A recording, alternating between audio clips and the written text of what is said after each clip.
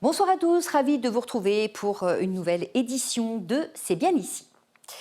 Quand on est parent et qu'on a un enfant sourd ou malentendant, on est souvent démuni. Heureusement, il existe des établissements spécialisés pour accompagner ces enfants et leur proposer une scolarité adaptée.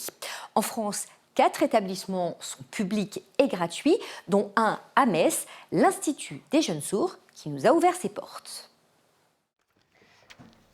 On va prendre celui-là. Hop.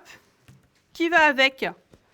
Ce matin, dans la classe de CE2 de l'Institut des jeunes sourds de Metz, c'est cours de mathématiques. Les programmes sont les mêmes qu'en milieu ordinaire, mais adaptés.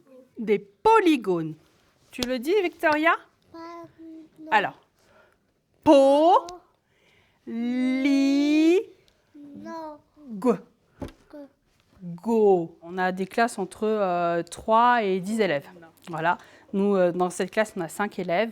Ils ont tous des besoins différents, ils ont tous leurs difficultés, leurs capacités. Donc c'est vrai que c'est vraiment individualisé pour chacun. Victoria suit sa scolarité à l'Institut depuis 4 ans, mais elle est accompagnée depuis qu'elle est toute petite. Car ici, à l'Institut des sourds, on ne se contente pas de proposer un enseignement en langue des signes. On aide aussi les parents à mieux communiquer avec leurs enfants et on les accompagne dans un parcours médico-éducatif pas toujours facile à organiser seul. On a des éducateurs spécialisés pour les temps communs, les temps hors pédagogique.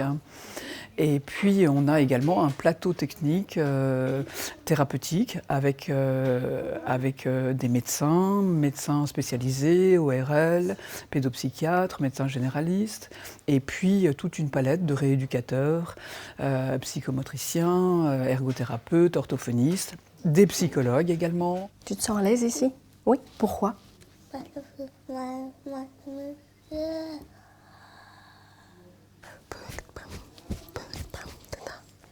Est-ce que je peux m'exprimer?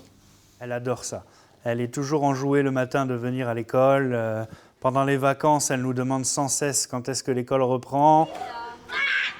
Depuis qu'elle est scolarisée en intra à l'Institut, on voit vraiment une belle évolution par rapport à sa compréhension, par rapport à l'apprentissage. C'est vraiment ce qu'il lui fallait. Un petit cocon, certes, mais pas que. L'Institut a pour vocation de les réintégrer progressivement dans des collèges et des lycées ordinaires avec des cours aménagés et de leur ouvrir les portes de la fonction publique.